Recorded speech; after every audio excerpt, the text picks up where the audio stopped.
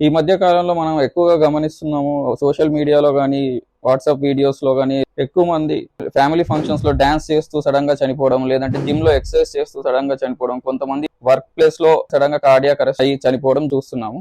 అసలు నిజంగా heart problem ఉన్న వాళ్ళు ఎక్సర్సైజ్ చేయాలా వద్దా, అసలు ఎక్సర్సైజ్ చేయడం వల్ల లేదంటే డాన్స్ చేయడం వల్ల హార్ట్ అటాక్ వస్తుందా, దీని గురించి చాలా మందికి చాలా అపోహలు ఉన్నాయి.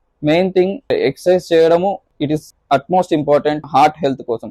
గుండె 10 సంవత్సరాల పాటు ఏ ప్రాబ్లం లేకుండా ఉండాలి అంటే రెగ్యులర్ ఎక్సర్సైజ్ అనేది ఇంపార్టెంట్. ఎంత ఎక్సర్సైజ్ ఇంపార్టెంట్ అనేది మన గుండె ఎంత కెపాసిటీ ఉంది అనేది ఇంపార్టెంట్. ప్లస్ మనకు అదర్ రిస్క్ ఫ్యాక్టర్స్ అంటే స్మోకింగ్, బీపీ ఎక్కువ ఉండడము, కొలెస్ట్రాల్ ఎక్కువ ఉండడము, family history of heart disease ఉండడం, ఇలాంటి వాళ్ళందరిలో ముందు హార్ట్ కండిషన్ ఎలా ఉందో తెలుసుకున్న తర్వాత హెవీ ఎక్సర్సైజ్ కి వెళ్ళడం ఉత్తమం.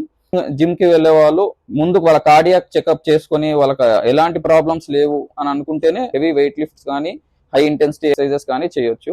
కానీ ఎక్సర్సైజ్ అనేది చాలా ఇంపార్టెంట్ హార్ట్ హెల్త్ కి.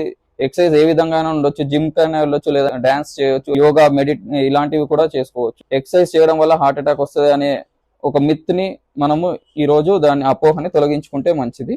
And every day 30 minutes of brisk walking కానీ జాగింగ్ కానీ చాలా ఇంపార్టెంట్ హార్ట్ హెల్త్ కి.